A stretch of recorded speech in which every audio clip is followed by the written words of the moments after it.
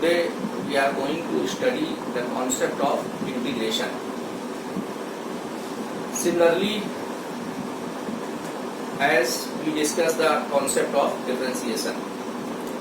Differential calculus के हमारे दो पार्ट हैं, एक है डिफरेंशिएशन और दूसरा है इंटीग्रेशन। इसमें डिफरेंशिएशन को हम लोग प्रीवियस लेक्चर में स्टडी कर चुके हैं। डिफरेंशिएशन का बेसिक कॉन्सेप्ट आपने समझ लिया है। Suppose y is a function of x, then change in y with respect to x is called differentiation of y with respect to x। Differentiation of one variable with respect to other, it is also called the rate of change of one variable with respect to other, dy/dx। तो integration को समझने से पहले थोड़ा सा हम लोग अपने प्रीवियस लेक्चर पर डिफरेंशिएशन की तरफ जाते हैं कि अगर हमारे पास y is equal to fx, जिसमें fx हमारा एक फंक्शन है x का, means y is a function of x। तो इसमें अगर x की वैल्यू हम चेंज करते हैं तो y की वैल्यू भी चेंज होती है। तो अगर हम y और x के बीच में ग्राफ प्लॉट करें तो कोई ना कोई ग्राफ आएगा। फॉर एग्जाम्पल, अगर हम ये देखें कि हमने y और x के बीच में ग्राफ प्लॉट किया है और ये ग्राफ कुछ इस तरीके का आ रहा है कि पहले जो है जैसे जैसे x की वैल्यू इंक्रीज हो रही है, y की वैल्यू पहले इंक्रीज हो रही है और फिर बाद में डिक्रीज हो रही है।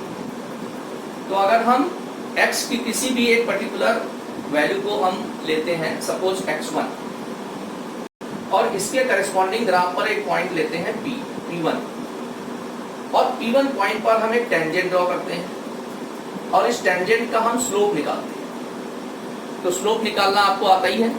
स्लोप निकालने के लिए हम कोई भी दो पॉइंट इस टेंजेंट वाली लाइन के ऊपर लेंगे और ये परपेंडिकुलर अपॉन बेस करेंगे तो ये हमारा जो है स्लोप आ जाएगा। अब ये जो हमारी परपेंडिकुलर डिस्टेंस हुई है ये हमारी हो जाएगी dy, और ये जो बेस हो जाएगा हमारा यहाँ से यहाँ तक, जिसको हम यहाँ से यहाँ तक पढ़ सकते हैं, ये हो जाएगा dx।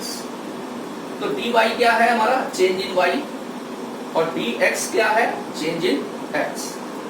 तो अगर हम इसका स्लोप निकालना है तो स्लोप आ रहा है dy/dx, और इसी dy/dx को हम लोग बोलते हैं derivative of y with respect to x। इसका मतलब क्या है कि जो डिफरेंशिएशन हम लोगों ने किया था, डिफरेंशिएशन में हम y और x के बीच में जो कर्व आता है उसमें किसी भी पॉइंट पर हम जो टेंजेंट ड्रॉ करते हैं और उसका जो स्लोप निकालते हैं वो हमें प्रोवाइड करता है change in one variable with respect to other. ठीक है, तो इसमें दो स्टेप इन्वॉल्व हैं। पहले हम लोग दोनों वेरिएबल्स में चेंज निकालते हैं और चेंज निकालने के बाद डिवीजन करते हैं। dy फर्स्ट वेरिएबल है आपका, y इसमें चेंज है और dx सेकंड वेरिएबल में चेंज है। तो दो स्टेप इसमें डिफरेंशिएशन में इन्वॉल्व होते हैं। पहला वेरिएबल्स में चेंज निकालना और दूसरा डिवीजन करना। अब बात करते हैं इंटीग्रेशन की। तो इंटीग्रेशन जो होता है हमारा डिफरेंशिएशन की रिवर्स प्रोसेस होती है। किस तरीके से रिवर्स प्रोसेस है, अब इसी डिस्कशन को थोड़ा सा हम दूसरे तरीके से देखते हैं। Suppose y is a function of x, और y और x में हम फिर से कर्व एक प्लॉट करते हैं। यही सेम कर्व हमने प्लॉट किया ये। अब इस बार हम कर्व के किसी भी पॉइंट पर जो टेंजेंट ड्रॉ करेंगे उसके स्लोप में इंटरेस्टेड नहीं, हम इंटरेस्टेड किस चीज में है, एरिया अंडर द कर्व। इस कर्व के नीचे का जो एरिया है उसको निकालना चाहते हैं। तो एरिया निकालने का जो बेसिक कॉन्सेप्ट है वो होता है लेंथ इनटू विड्थ। तो अगर हम इस कर्व पर कोई भी दो पॉइंट लेते हैं, जैसे यहाँ और यहाँ, तो इसके नीचे हम अगर x की वैल्यू देखें तो x1 होगी और इस पॉइंट के नीचे x की वैल्यू होगी x2। तो ये हमने एक दोनों पॉइंट को ज्वाइन किया तो ये शेप हमारा बन गया। अब इस शेप का एरिया निकालना इजी है, हम इसको लेंथ इनटू विड्थ से कैलकुलेट कर लेंगे। लेकिन जब हम ये एरिया कैलकुलेट करेंगे तो हम ये देख रहे हैं कि ये जो एरिया निकल के आएगा ये हमारा पूरा इस कर्व के नीचे का एरिया नहीं है। मतलब कर्व के नीचे का एरिया जो हम निकालना चाहते थे वो करेक्ट एरिया भी नहीं निकला। अब थोड़ा हम लोग दूसरी फिगर की तरफ आते हैं। इसमें हम क्या कर रहे हैं कि जो ये पॉइंट हमने यहाँ पर x1 और x2 लिए थे, यानी कर्व पर यहाँ और यहाँ पर जो पॉइंट लिए थे, इन पॉइंट्स को थोड़ा सा क्लोज कर देते हैं। जैसे आपने ये और ये ले लिया, तो ये जो x1 और x2 है ये भी आपका क्या हो जाएगा, थोड़ा सा और क्लोज हो जाएगा। x1 x2 आपका क्लोज हो जाएगा। और इस कंडीशन में फिर से हम ये एरिया बनाते हैं। इसी तरीके से इसके साइड में एक और पॉइंट ले लेते हैं, फिर ये एक स्ट्रिप बनाते हैं, ये एरिया निकालते हैं। फिर इसके साइड में एक और पॉइंट ले लेते हैं, फिर एक छोटा सा एरिया निकालते हैं। इसके बाद हम इन सारे स्मॉल एरिया को ऐड कर देते हैं। तो जब हम सारे स्मॉल एरिया ऐड कर देंगे तो हमें ऑलमोस्ट इस कर्व के नीचे का एरिया मिल जाएगा। लेकिन फिर भी हम ये देख रहे हैं कि इस पोजीशन से तो हम बेटर पोजीशन में आ गए हैं, लेकिन अभी भी हमारा ये पोर्शन जो है मिसिंग है, इसको हम कैलकुलेट नहीं कर पा रहे हैं। तो अब इसमें हम और थोड़ा मॉडिफिकेशन कर सकते हैं। इसको मॉडिफाई करने के लिए ये जो पॉइंट अभी हमने पहले इतनी डिस्टेंस पर लिए थे, फिर ये कुछ कम डिस्टेंस पर लिए, अब ये बहुत क्लोज ले लेते हैं। तो अगर हम ये बहुत ज्यादा क्लोज ले लेंगे तो ये जो हमारी स्ट्रिप्स बनेंगी छोटी छोटी सी, ये स्ट्रिप्स भी का जो एरिया हम निकालेंगे वो कैसे निकालेंगे, इसके लिए ये जो हमारी विड्थ होगी ये हो जाएगी dx और ये हो जाएगी y। तो यहां से यहां तक की जो वैल्यू है, इसको आप ध्यान से देखिए, ये स्मॉल डिस्प्लेसमेंट हुआ, अगर इसको हम डिस्प्लेसमेंट मान के चलें x को, तो और इस स्मॉल पोर्शन के लिए हम ये कह सकते हैं कि जो y हम दे रहे हैं यहाँ पर इसके सामने, इसको हम कांस्टेंट ट्रीट कर सकते हैं। वैसे तो क्या हो रहा था कि आप देखिए, अगर यहाँ से यहाँ तक देखेंगे या हम यहाँ से यहाँ तक देखेंगे तो x अगर आपका चेंज हो रहा है तो y भी चेंज हो रहा है। तो हम ये नहीं कह सकते कि हम y को कांस्टेंट ले सकते हैं, क्योंकि अगर y हमारा कांस्टेंट होता तो हम सीधे मल्टीप्लाई कर देते y और x, लेंथ इनटू ब्रेड्थ, और एरिया इजीली फाइंड आउट कर लेते हैं। लेकिन जब y और x दोनों वेरिएबल हैं, उस कंडीशन में हम प्रोडक्ट से एरिया कैसे निकाल सकते हैं? तो मैथमेटिकली नॉर्मल मेथड से ये चीज पॉसिबल नहीं है। तो इसके लिए हमने क्या किया, एक स्मॉल स्ट्रिप हमने बनाई, यानी दो क्लोज पॉइंट लेकर के, और ऐसे ही क्लोज ये पॉइंट लेते चले गए और एक स्मॉल स्ट्रिप्स आप बनाते चले गए, और इन छोटी छोटी स्ट्रिप्स का एरिया हम कैलकुलेट करते चले गए, और फिर सारे स्मॉल एरिया जो है वो हम ऐड कर देंगे। तो हम देखेंगे कि अब ये जो एरिया है हमारा टोटल कर्व के नीचे का, वो काफी ज्यादा एक्यूरेट आ गया। तो कॉन्सेप्ट हमारा ये आ रहा है बेसिकली कि जितना ज्यादा क्लोज पॉइंट आप लेते हैं, यानी ये स्ट्रिप्स आपकी जितनी पतली होगी उतना ज्यादा आप इस के एरिया की क्लोज वैल्यू के पास पहुंच जाएंगे। तो अगर हम इस फिगर में एक स्मॉल स्ट्रिप का एरिया लिखेंगे तो ये होगा हमारा लेंथ y और ब्रेड्थ dx। तो एक स्मॉल एरिया आ गया एक स्ट्रिप का, dA equal to y into dx। अब इन सारे एरिया को ऐड करके हम टोटल एरिया निकालेंगे। तो ये जो टोटल एरिया निकालने की प्रोसेस है, सारे स्मॉल एरिया को ऐड करके, इसी को बोलते हैं इंटीग्रेशन। तो इंटीग्रेशन में हम पहले क्या करेंगे, पहले स्मॉल पोर्शन के लिए दो वेरिएबल्स का प्रोडक्ट कर रहे हैं, और फिर छोटे छोटे ये पोर्शन के एरिया कैलकुलेट करके हम उनको ऐड करके टोटल वैल्यू फाइंड आउट कर रहे हैं। तो अगर हम टोटल एरिया इस पूरे कर्व के नीचे का निकालेंगे तो वो क्या होगा, ऐसे ही जो स्मॉल एरिया आए हैं उनका एडिशन। इसका मतलब ये हुआ कि integration means addition of these small area. तो छोटे छोटे पोर्शन को ऐड करना ही इंटीग्रेशन कहा जाता है। तो ये टोटल एरिया हमारा आ जाएगा A, और इंटीग्रेशन का साइन आपका ये है, इस तरीके से इंटीग्रेशन का साइन बनता है, और ये क्या रिप्रेजेंट करता है, एडिशन ऑफ स्मॉल एरियाज। तो इंटीग्रेशन dA मींस सारे छोटे छोटे एरिया का एडिशन।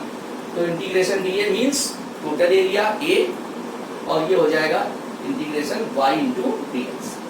इसका मतलब क्या हुआ, इंटीग्रेशन में भी दो स्टेप इन्वॉल्व हैं, और वो दोनों स्टेप डिफरेंशिएशन के जस्ट अपोजिट हैं। जैसे डिफरेंशिएशन में हमने देखा था पहले क्या था कि हमने दोनों वेरिएबल्स में चेंज निकाला था और फिर डिवाइड किया था, और इंटीग्रेशन में आप देखिए इसका जस्ट रिवर्स कर रहे हैं आप। इंटीग्रेशन में हमने क्या किया, पहला स्टेप क्या है, product of one variable with some change in other variable. इसमें हमने एक वेरिएबल को दूसरे वेरिएबल की में जो स्मॉल चेंज आ रहा है उससे मल्टीप्लाई किया। देखिए जैसे यहां से इस पॉइंट को जरा ध्यान से देखिए, ये दो पॉइंट हमने बहुत क्लोज दिए थे ग्राफ के ऊपर, तो यहां से यहां तक की जो वैल्यू है वो बहुत कम होगी। तो ये हमने बहुत छोटी सी वैल्यू ले ली है dx, और इस dx के लिए हमने जो y की वैल्यू है इसको कांस्टेंट कर दिया है। तो जब हम इस स्मॉल स्ट्रिप का एरिया निकाल रहे हैं तो y को मल्टीप्लाई कर रहे हैं dx से। तो इसमें हमने क्या किया, एक वेरिएबल को लिया और उसमें मल्टीप्लाई कर दिया दूसरे वेरिएबल की स्मॉल वैल्यू को। तो ये हमको क्या मिला, दोनों वेरिएबल्स का एक तरीके से प्रोडक्ट मिल गया। तो पहले हमने क्या किया, प्रोडक्ट किया, और प्रोडक्ट करने के बाद ये जो स्मॉल प्रोडक्ट आ रहे हैं इन सबको हमने क्या किया, ऐड कर लिया। तो दूसरा स्टेप है addition of these small portion, small part. ठीक है, तो इस तरीके से हमने टोटल डिस्कशन में ये देखा कि जो इंटीग्रेशन है, integration is the reverse process of differentiation. इसका मतलब जो फार्मूले हम लोगों ने डिफरेंशिएशन में स्टडी किए थे वो फार्मूले हमारे जस्ट रिवर्स हो जाएंगे। तो इंटीग्रेशन के लिए हमें फार्मूला लर्न करना बहुत ही ज़्यादा इजी होता है। अभी हम इंटीग्रेशन के कुछ फार्मूले आपको बताएंगे भी। तो इसमें बेसिकली हमारा इंटीग्रेशन क्या हो गया, it is a process of finding a function whose derivative is given. देखिए डिफरेंशिएशन में हम डेरिवेटिव निकाल रहे हैं, डिफरेंशिएशन मींस डेरिवेटिव। अब अगर हमें कोई डेरिवेटिव दिया हुआ है, जब हम बोल रहे हैं कि इंटीग्रेशन डिफरेंशिएशन की रिवर्स प्रोसेस है, तो अगर हमारे पास एक डेरिवेटिव है तो उस डेरिवेटिव का फंक्शन क्या होगा, इसको फाइंड आउट करने की जो प्रोसेस है वो हमारी इंटीग्रेशन होती है। तो it is a process of finding a function whose derivative is given. अगर किसी फंक्शन का डेरिवेटिव आपको गिवन है, डिफरेंशिएशन में क्या कह रहे थे आप, फंक्शन गिवन था, उसका डेरिवेटिव निकाल रहे थे, और इंटीग्रेशन में क्या करते हैं, डेरिवेटिव गिवन होता है और उसका फंक्शन क्या है वो हमें मिल जाता है इंटीग्रेशन करने से। तो यहाँ पर कहेंगे if derivative of function x with respect to x is f dash, then integration of f dash with respect to x is fx। अगर एक फंक्शन है fx, इसका डेरिवेटिव क्या है f डैश x, तो f डैश x का integration करेंगे तो हमें क्या मिलना चाहिए, फंक्शन x मिलना चाहिए। तो इसको मैथमेटिक्स की लैंग्वेज में देखिए ऐसे लिखते हैं। डिफरेंशिएशन को कैसे लिखेंगे ये आपको पता है कि जब हम फंक्शन x का with respect to x differentiation करते हैं तो हमें उसका डेरिवेटिव मिल रहा है f डैश x। तो अगर हम f डैश x का डिफरेंशिएशन, f डैश x का इंटीग्रेशन कर देंगे तो हमें क्या मिल जाना चाहिए, फंक्शन मिल जाना चाहिए। तो ये देखिए हमने f डैश x का इंटीग्रेशन कर दिया तो हमें ये fx मिल गया, फंक्शन मिल गया। कैसे किया, ये आपने dx आप इधर ट्रांसफर करेंगे तो ये हो जाएगा f डैश इंटू dx, फिर दोनों तरफ इंटीग्रेशन का साइन लगाएंगे और इसको इंटीग्रेट कर देंगे विद रिस्पेक्ट टू x, तो ये हमारा fx की वैल्यू आ जाएगी। तो इस तरीके से ये इंटीग्रेशन आपको हमने बताया। तो बेसिकली अगर आप दोनों को इनको कंपेयर करेंगे तो देखिए डिफरेंशिएशन में हम पहले चेंज निकाल करके डिवीजन कर रहे थे, और इंटीग्रेशन में पहले हम दोनों वेरिएबल्स का प्रोडक्ट कर रहे हैं, और प्रोडक्ट करने के बाद जो स्मॉल प्रोडक्ट्स हमारे आ रहे हैं उनका हम एडिशन कर रहे हैं। अब हमारी फिजिक्स में ये कॉन्सेप्ट कहाँ अप्लाई होता है, किस तरीके से, बहुत जगह ये इंटीग्रेशन का कॉन्सेप्ट अप्लाई होता है। जैसे एक एग्जाम्पल हम आपको बता रहे हैं कि अगर कोई बॉडी है उसके ऊपर आपने फोर्स अप्लाई किया है तो वो बॉडी अपनी जगह से डिस्प्लेस हो जाएगी। अगर उस पर फोर्स आप अप्लाई करते चले जा रहे हैं तो उसकी बॉडी की पोजीशन क्या होगी, चेंज होती चली जाएगी। सपोज हम जो फोर्स अप्लाई कर रहे हैं वो डिस्प्लेसमेंट के डायरेक्टली प्रोपोर्शनल है। जैसे स्प्रिंग के केस में होता है कि जब हम किसी स्प्रिंग को कंप्रेस करते हैं या स्ट्रेच करते हैं, ये भी आगे चल करके आप स्टडी करेंगे, तो उस पर जो रिस्टोरिंग फोर्स एक्ट करता है वो डिस्प्लेसमेंट के डायरेक्टली प्रोपोर्शनल होता है। तो इसी तरीके से अगर हम ये मान के चल रहे हैं कि जो हमारा फोर्स है वो डिस्प्लेसमेंट के डायरेक्टली प्रोपोर्शनल है, तो फोर्स भी यहाँ पर वेरिएबल है और एक्स भी वेरिएबल है। भाई अगर स्प्रिंग को हमें कंप्रेस करना है तो जितना ज्यादा हम फोर्स लगाएंगे उतनी ज्यादा वो कंप्रेस हो जाएगी। स्ट्रेच करना है तो जितनी ज्यादा हम फोर्स से उसको खींचेंगे वो उतनी ज्यादा जो है स्ट्रेच हो जाएगी, तो एक्स भी उतना ही बदल जाएगा। तो यहाँ पर फोर्स और डिस्प्लेसमेंट दोनों ही आपके जो है वेरिएबल हो गए। तो अगर force directly proportional to x है तो अगर हम इसमें ग्राफ प्लॉट करेंगे तो ये ग्राफ आएगा इंक्लाइंड स्ट्रेट लाइन। तो ये आपका एक्स एक्सिस पर हमने डिस्प्लेसमेंट ले लिया है और वाई एक्सिस पर फोर्स को रिप्रेजेंट कर दिया है। अब फोर्स और डिस्प्लेसमेंट का जो प्रोडक्ट होता है वो आपको पता है क्या होता है, वर्क डन होता है। अब जो ये कर्व आया हमारा स्ट्रेट लाइन, इसके नीचे का अगर हम एरिया निकालते हैं तो एरिया निकालने के लिए क्या करेंगे, लेंथ इनटू विड्थ। लेकिन यहाँ तो खैर ये ग्राफ ऐसा है कि इसमें स्टैंडर्ड एरिया आप आराम से निकाल सकते हो, लेकिन जरा हम इंटीग्रेशन के कॉन्सेप्ट से देखेंगे तो हम इसमें भी कोई दो पॉइंट बहुत क्लोज लेंगे, जैसे ये और ये। तो ये स्मॉल डिस्प्लेसमेंट हमारा हो गया dx, और इस स्मॉल dx के लिए फोर्स की वैल्यू जो इसके करस्पॉन्डिंग सामने लेंगे, ये इसको हम कांस्टेंट ट्रीट कर सकते हैं, या की वैल्यू है इसके करस्पॉन्डिंग, ये आपने फोर्स की वैल्यू को कांस्टेंट ट्रीट कर लिया और एक स्मॉल स्ट्रिप का एरिया निकाला।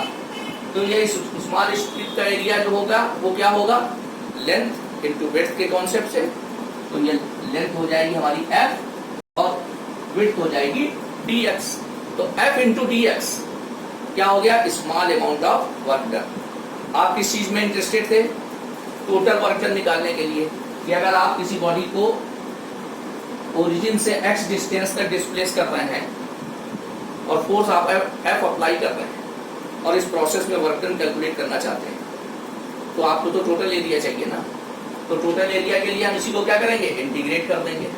तो हमने इस तरीके के जो स्मॉल एरिया आए हुए हैं f इंटू dx निकाल करके उनको सबको ऐड कर दिया, या अदर वर्ड्स में इंटीग्रेशन की लैंग्वेज में इसको हमने इस तरीके से इंटीग्रेट कर दिया। तो ये हमारा वर्क डन आ गया। इसी तरीके से अगर कोई ऑब्जेक्ट मोशन कर रही है और उसकी वेलोसिटी जो है टाइम के साथ साथ चेंज हो रही है, it means velocity is a function of time. तो वेलोसिटी और टाइम के बीच में ग्राफ प्लॉट होगा और वो जो भी कर्व आएगा उसके नीचे का जो एरिया निकालेंगे उसमें भी हम ये कॉन्सेप्ट अप्लाई करेंगे।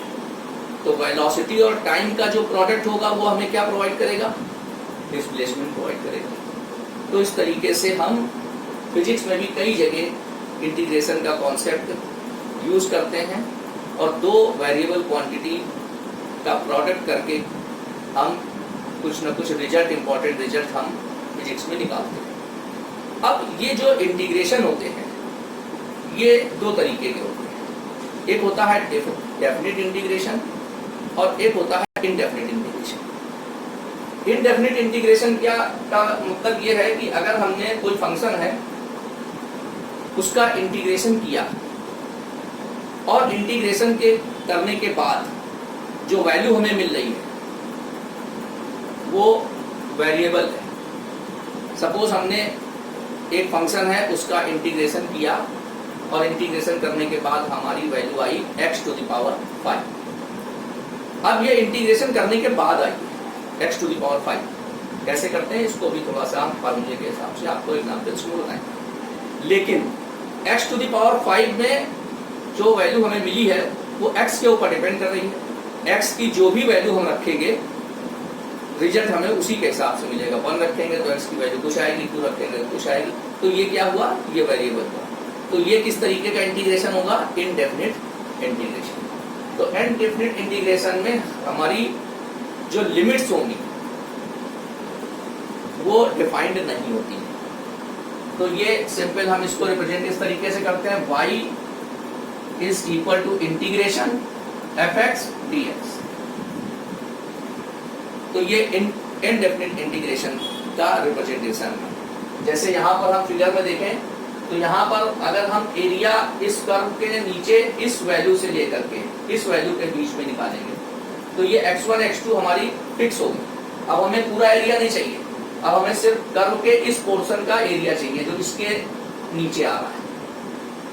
तो जब हम इस तरीके की लिमिट्स लेकर के इंटीग्रेशन करते हैं तो वो हमारा हो जाता है डेफिनेट इंटीग्रेशन। तो इसमें डेफिनेट इंटीग्रेशन में ये हमारी लिमिट्स होंगी, एक लोअर लिमिट होगी x1 और एक अपर लिमिट होगी x2 और यहाँ हमारा फंक्शन होगा। अगर y हमारा x का फंक्शन है तो यहाँ fx होगा, थीटा का फंक्शन है तो थीटा होगा, टाइम का फंक्शन है तो टाइम होगा। जैसे यहाँ पर लिखा हुआ है t² + 2 तो यहाँ पर क्या होगा dt होगा। अगर यहाँ fx की जगह लिखा है sin थीटा तो यहाँ क्या होगा d थीटा। तो इस तरीके से जो हमें डेफिनेट इंटीग्रेशन में वैल्यू मिलती है वो फिक्स वैल्यू मिलती है। सपोज अगर हमने कोई इंटीग्रेशन किया होता और हमारा रिजल्ट आता x⁵ या t⁵ और t⁵ में अगर हमें ये कहा जाता है कि t हमारा टाइम है और 2 सेकंड पर आपको फाइनल वैल्यू बतानी है तो t⁵ जो हमारा रिजल्ट निकल के आता इसमें t की जगह हम क्या सब्स्टिट्यूट कर देते 2 तो फाइनल आंसर हमारा क्या हो जाता 2⁵ जो कि आपको एक फिक्स वैल्यू मिलती है। तो ये हमारा इस तरीके से हमने देखा कि इंटीग्रेशन क्या होता है। अब हम क्या करेंगे कि इंटीग्रेशन के कुछ फार्मूले और इसके कुछ एग्जाम्पल्स देखते हैं।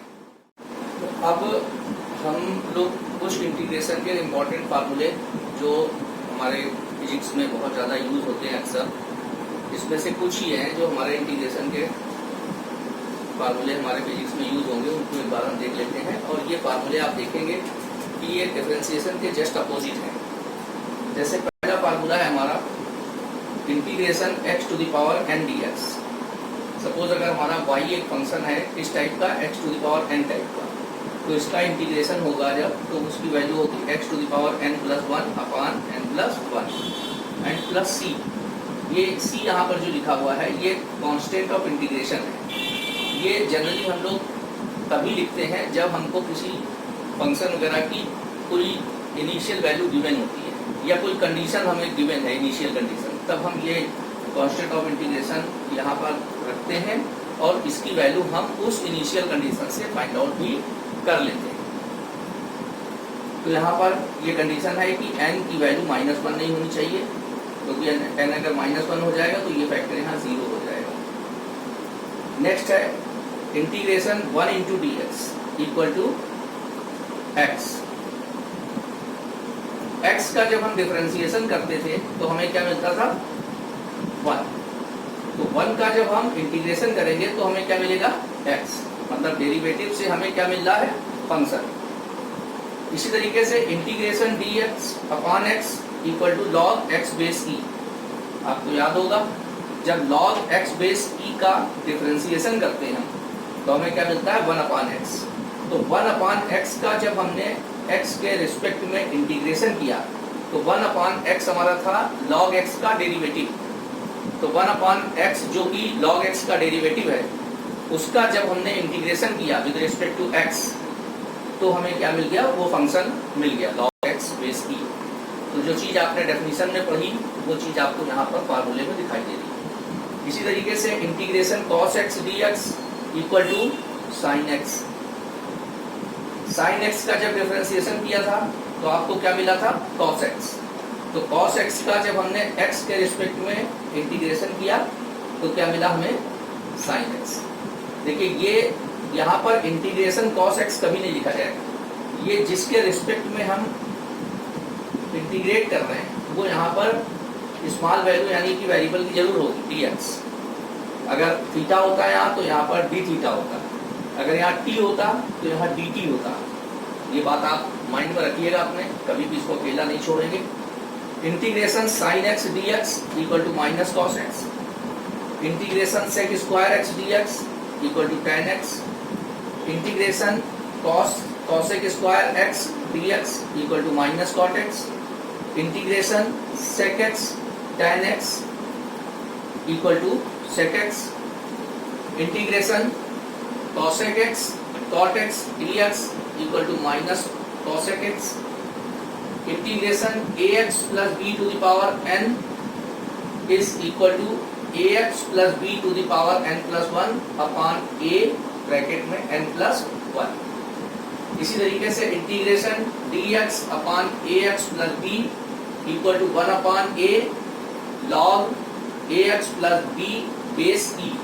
अब ये यहाँ पर जो वैल्यूज लिखी हुई हैं इन फंक्शंस को आपको ध्यान में रखना है। ये a और b आपके कांस्टेंट है, x आपका वेरिएबल है।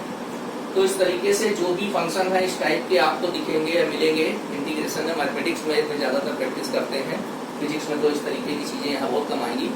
हमारे जो यूज में होंगे वो ज़्यादातर इधर वाले फंक्शंस होंगे। इसी तरीके से integration ex dx equal to ex integration a to the power x dx equal to a to the power x upon log a base e। इसकी एक वैल्यू ये भी होती है a to the power x log e base a। इन सबकी proof आप जब मैथमेटिक्स में इंटीग्रेशन आप स्टडी करेंगे तब आप इनको सब करेंगे। हमें सिर्फ यहाँ पर फिजिक्स में इनके रिजल्ट की ज़रूरत है, इसलिए हम इनको रिजल्ट को देख लेंगे। और इनको लर्न करना भी बहुत इजी है क्योंकि ये फार्मूले जो हैं आपके ये डिफरेंशिएशन के जस्ट अपोजिट है, इसलिए इनको लर्न करना भी उतना डिफिकल्ट नहीं है। अब कुछ एग्जाम्पल्स देख लेते हैं इनके। जैसे हमारे पास एक इंटीग्रेशन हमें प्रोवाइड किया गया है कि find the value of integration sec square x dx and the limit of integration are 0 to pi by 6। 0 इसकी लोअर लिमिट है और पाई बाई 6 इसकी अपर लिमिट है। तो ये किस तरीके का इंटीग्रेशन है, डेफिनिट और indefinite. Clearly it is a definite integration because limits are given. तो ये डेफिनिट इंटीग्रेशन है। तो हम इसको सॉल्व करते हैं। तो आप देखिए पहले लिमिट्स को छोड़ दीजिए थोड़ी देर के लिए। आप इसको देखिए, फंक्शन देखिए कैसा है, sec स्क्वायर x dx। तो ये sec स्क्वायर x dx का फार्मूला क्या होता है, sec square x dx equal to tan x। तो इसका इंटीग्रेशन क्या हो गया, according to the formula tan x हो गया। अब ये जो लिमिट्स आपने लिखी हुई हैं पाई बाई 6 और 0, ये लिमिट्स किसकी हैं, ये लिमिट्स हैं x की, जो कि हमारा वेरिएबल है। तो x की जगह पर पहले हम लिमिट्स कैसे अप्लाई करते हैं, x की जगह पर पहले हम अपर लिमिट सब्स्टिट्यूट करेंगे, फिर माइनस करेंगे और फिर लोअर वैल्यू सब्स्टिट्यूट करेंगे। किस तरीके से, ध्यान दीजिए यहाँ पर tan लिखा हमने, फिर x की जगह पर पाई बाई 6, तो tan पाई बाई 6, फिर माइनस साइन आएगा, फिर tan लिखेंगे और फिर इसके बाद x की क्या वैल्यू लेंगे 0, तो tan 0। इस तरीके से लिमिट अप्लाई करते हैं इंटीग्रेशन में, हमेशा इसी तरीके से अप्लाई करेंगे।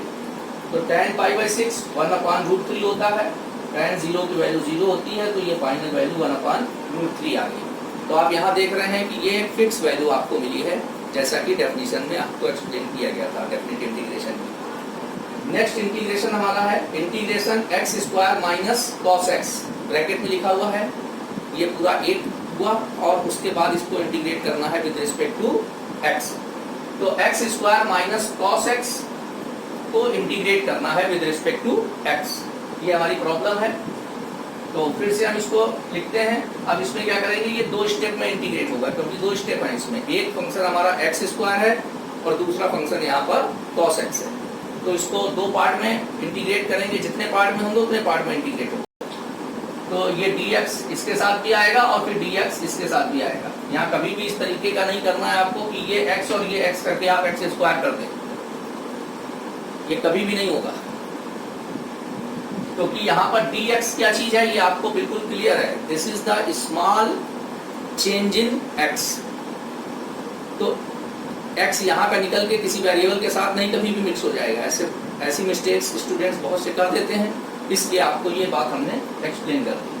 अब इसको जब हम 2 स्टेप में लिखेंगे तो integration x square dx minus integration cos x dx। अब फिर हम इसमें फार्मूला अप्लाई करेंगे। तो देखिए ये जो x स्क्वायर dx है, इसमें हमारा कौन सा फार्मूला अप्लाई होगा, ये फार्मूला अप्लाई होगा। Integration x to the power n dx की वैल्यू होती है x to the power n plus 1 upon n plus 1। ये मेन है पार्ट है, इसका यूज तो केवल सिर्फ हम तब करेंगे जब हमें कोई इनिशियल कंडीशन किसी प्रॉब्लम में गिवन होती है, अदरवाइज हम इसको मेंशन जनरली नहीं करते हैं। तो n की जगह पर यहाँ पर 2 है, तो इंटीग्रेशन करेंगे फार्मूला अप्लाई करके, तो हो जाएगा x to the power 2 + 1 upon 2 + 1, क्योंकि x to the power n + 1 upon n + 1 होता है ना, इस वजह से सबसे ज्यादा यही फार्मूला इंटीग्रेशन का हमारे फिजिक्स में यूज होता है। और फिर आगे है integration cos x। cos x का इंटीग्रेशन यहाँ से देखिए आप, cos x का इंटीग्रेशन है sin x, तो वहां पर सीधे आ गया sin x, और यही हमारा फाइनल आंसर। एक और एग्जांपल से देखते हैं, find the value of integration 0 to x f dx where f = kx। अब इसमें इस इंटीग्रेशन की वैल्यू आपको फाइंड आउट करनी है। यहाँ पर f क्या है वैसे आपको आइडिया नहीं है, लेकिन f यहाँ पर फोर्स है, रिस्टोरिंग फोर्स है, और इसकी वैल्यू गिवन है f = kx। हालांकि इस प्रॉब्लम में कुछ नहीं बताया गया है, लेकिन अभी आप आगे चल के स्टडी करेंगे। तो f = kx, या k is a constant and x is variable. इसका मतलब जो यहाँ पर f है, f is a function of x, तो दोनों वेरिएबल हो गए f और x। तो यहाँ पर इस इंटीग्रेट को इवैल्यूएट करने के लिए हम यहाँ पर f की वैल्यू पुट कर देंगे जो गिवन है।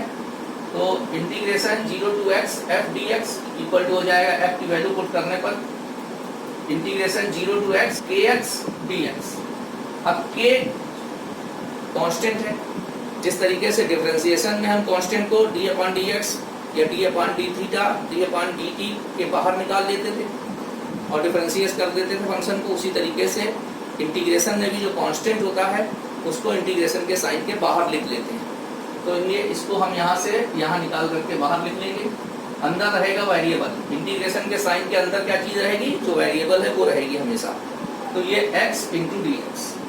अब x × dx, तो यहाँ पर x टू द पावर है 1, तो इसमें फार्मूला कौन सा फिर लगेगा, यही वाला, पहला वाला।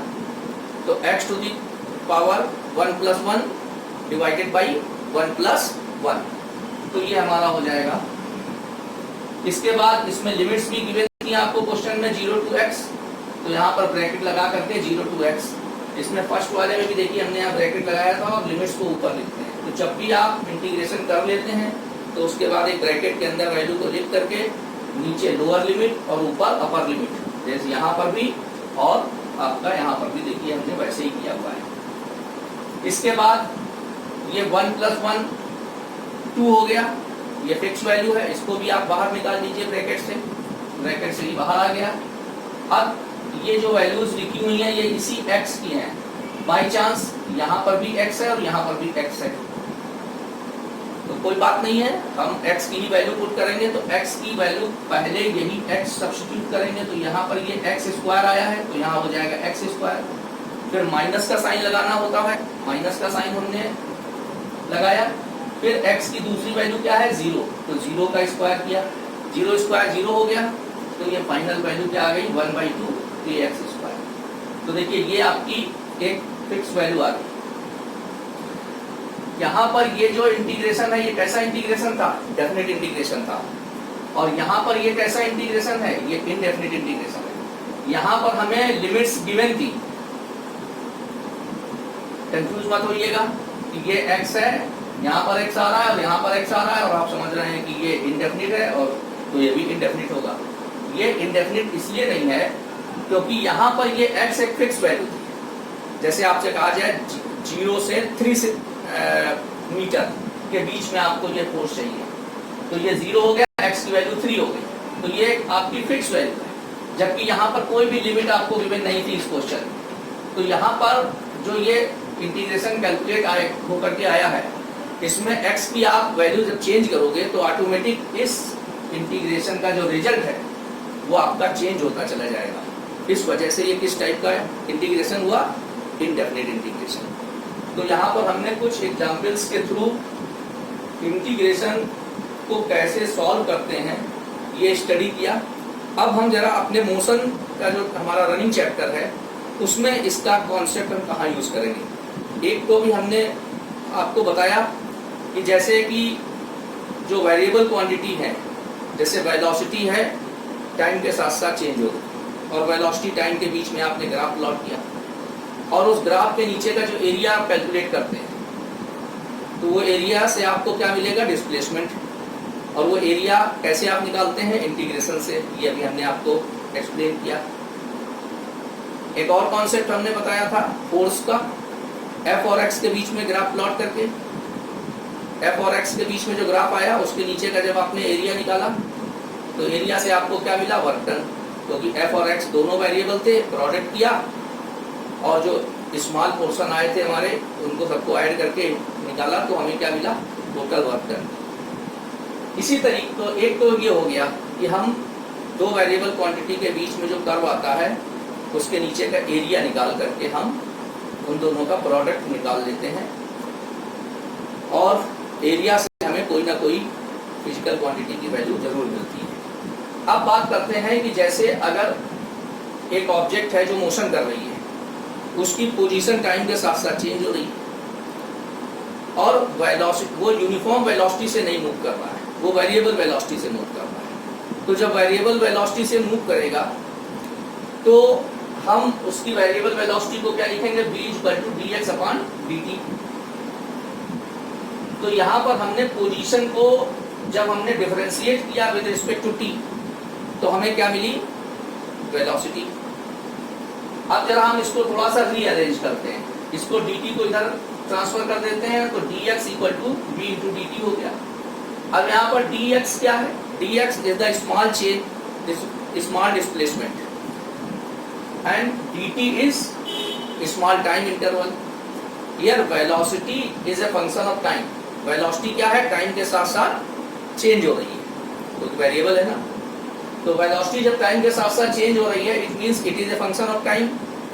तो अगर हम इसी को इंटीग्रेट कर दें दोनों तरफ, क्योंकि ये स्मॉल डिस्प्लेसमेंट निकला है, अगर हम टोटल डिस्प्लेसमेंट निकालना चाहते हैं तो हम टोटल के लिए क्या कॉन्सेप्ट लेके आएंगे? इंटीग्रेशन का कॉन्सेप्ट लेके आएंगे। तो इसको इंटीग्रेट करेंगे तो integration dx = integration v dt। अब इंटीग्रेशन dx x हो जाएगा, ये देखिए फार्मूला है आपका, इंटीग्रेशन dx = x। तो ये हमारा x आ गया टोटल डिस्प्लेसमेंट और ये फार्मूला बन गया। इसका मतलब है अगर हमें वेलोसिटी टाइम के फंक्शन के फॉर्म में गिवन है, जैसे v = 3t² + 6, अब v = 3t² + 6 गिवन है आपको, तो यहाँ पर क्या है? वेलोसिटी टाइम के साथ साथ चेंज हो रही है, t की वैल्यू आप इसमें सब्स्टिट्यूट करते जाएंगे तो आपको v की वैल्यू डिफरेंट तरीके से। हमने ये देखा कि अगर हम वेलोसिटी को with respect to time integrate कर देंगे तो हमें क्या मिल जाएगा? डिस्प्लेसमेंट मिल जाएगा। लेकिन ये फॉर्मूला हम कब अप्लाई करेंगे? जब हमारी वेलोसिटी क्या होगी? वेरिएबल होगी। तो वेरिएबल वेलोसिटी हमें गिवन है और हमें डिस्प्लेसमेंट फाइंड आउट करना है, तो हम वेलोसिटी को इंटीग्रेट कर देंगे with respect to time. Similarly we can write the value of variable acceleration a = dv/dt। एक ऑब्जेक्ट है जो वेरिएबल एक्सीलरेशन से अपना मोशन कर रही है, तो फिर हम इक्वेशन ऑफ मोशन अप्लाई नहीं करके यूज कर सकते हैं, क्योंकि जो इक्वेशन ऑफ मोशन है वो हमारी यूनिफॉर्म एक्सीलरेशन से जब कोई ऑब्जेक्ट मूव करती है उस सिचुएशन के लिए। तो ऐसी सिचुएशंस में अगर हमें वेलोसिटी फाइंड आउट करनी है तो हमारे पास क्या प्रोसीजर होगा? तो फिर हम देखिए यहाँ पर लिखते हैं a = dv/dt। dv is small change in velocity and dt is small time interval. dt को आप इधर ट्रांसफर कर दीजिए तो ये हो जाएगा dv = a × dt। dt इधर आ गया, ये लिख दिया, और dv जो है आपका ये हो गया। अब dv क्या है? Small change in velocity in a very small time interval dt। इसको अगर हम निकालना चाहते हैं टोटल वेलोसिटी तो हम क्या करेंगे? इंटीग्रेशन का कॉन्सेप्ट यूज करेंगे, क्योंकि इंटीग्रेशन से हमें क्या मिलता है? टोटल वैल्यू मिलेगी। एडिशन के सेंस में हम इंटीग्रेशन को लेते हैं। तो इंटीग्रेट कर दिया हमने, तो integration dv = integration a dt। Integration dv की वैल्यू क्या होगी? p हो जाएगी। किस फार्मूले से? इसी फार्मूले से। dx = x होता है, यहाँ पर x वेरिएबल है और यहाँ पर क्या वेरिएबल है? v। तो dv का इंटीग्रेशन v हो गया और v = हो जाएगा इंटीग्रेशन a × dt। तो ये वेलोसिटी निकालने का हमारा फार्मूला आ गया। यहाँ पर ये क्लियर है कि a is a function of time. अगर हमें टाइम की लिमिट गिवन होती कि अगर हमें ये कैलकुलेट करना होता कि एक्सीलरेशन गिवन है और एक पर्टिकुलर टाइम t1 से t2 के बीच में हमें वेलोसिटी की वैल्यू फाइंड आउट करनी है, तो हम इसी फार्मूले में टाइम की लिमिट ले लेते t1 से t2, तो ये फार्मूला इस तरीके से हो जाता है। इसी तरीके से अगर हमें यहाँ पर इस फार्मूले में अगर हमें डिस्प्लेसमेंट कैलकुलेट करना होता ऑब्जेक्ट का एक पर्टिकुलर टाइम इंटरवल के बीच में, तो हम यहाँ पर टाइम की लिमिट लोअर और अपर मेंशन कर लेते t1 टू t2, तो ये हमारा हो जाता एक पर्टिकुलर टाइम इंटरवल में ऑब्जेक्ट ने जो डिस्प्लेसमेंट किया है वो निकल करके आ जाता है। तो इस तरीके से कुछ हमारे क्वेश्चंस होते हैं जिनमें हमारे ये फार्मूले भी दोनों इंपॉर्टेंट फार्मूले हैं, ये अप्लाई होते हैं। अब एक एग्जाम्पल ऊपर देख लेते हैं। जैसे एक्सीलरेशन एक ऑब्जेक्ट का गिवन है आपको a=t², आपको वैल्यू निकालनी है वेलोसिटी की between time interval 1 to 2 second, 1 second से 2 सेकेंड के बीच में आपको वैल्यू फाइंड आउट करनी है। तो हम अपना यही फार्मूला यूज कर लेंगे, v=a/dt t1 to t2, t1 की जगह हो गया 1 और t2 की जगह हो गया 2 और t² dt, t² का इंटीग्रेशन करेंगे। फार्मूला कौन सा अप्लाई होगा, ये अप्लाई होगा पहला वाला, x की जगह t हो गया है और n की जगह क्या हो गया है 2, तो आएगा क्या t 2 + 1 डिवाइडेड बाई 2 + 1, तो ये आ गया देखिए t³ 3 और लिमिट ऑफ इंटीग्रेशन क्या हो गई 1 to 2, तो 1 नीचे लिख दिया 2 ऊपर लिख दिया। अब लिमिट अप्लाई करना है, तो ये जो 1 और 2 वैल्यू है किसकी है, ये t की है, तो t की जगह यहाँ पर पहले 2 लिखा, 2³ माइनस 1³ 1/3 ब्रैकेट के बाहर हो गया, 2³ हो गया 8, 1³ हो गया 1, तो 8 - 1 7/3 मीटर पर सेकेंड। तो इस तरीके से ये हमने वेलोसिटी कैलकुलेट करके निकाल ली कि 1 सेकेंड के बीच, 1 सेकेंड से 2 सेकेंड के बीच में ऑब्जेक्ट हमारी इस वेलोसिटी से मूव कर रही थी। तो इस तरीके से ये आपका टोटल हो गया इंटीग्रेशन का कॉन्सेप्ट, जितना कि हमारे फिजिक्स में यूज होता है, और ये बहुत ही यूजफुल कॉन्सेप्ट है पूरी फिजिक्स के लिए, 11th क्लास से लेकर के 12th क्लास तक की। तो जो ये अभी हमने डिफरेंशियल कैलकुलस के बारे में स्टडी किया, इसको आप बहुत केयरफुली जो है इसको कॉन्सेप्ट को समझिए, 2-3 बार अच्छे से समझिए और उसके बाद इसको क्वेश्चंस में अप्लाई करें।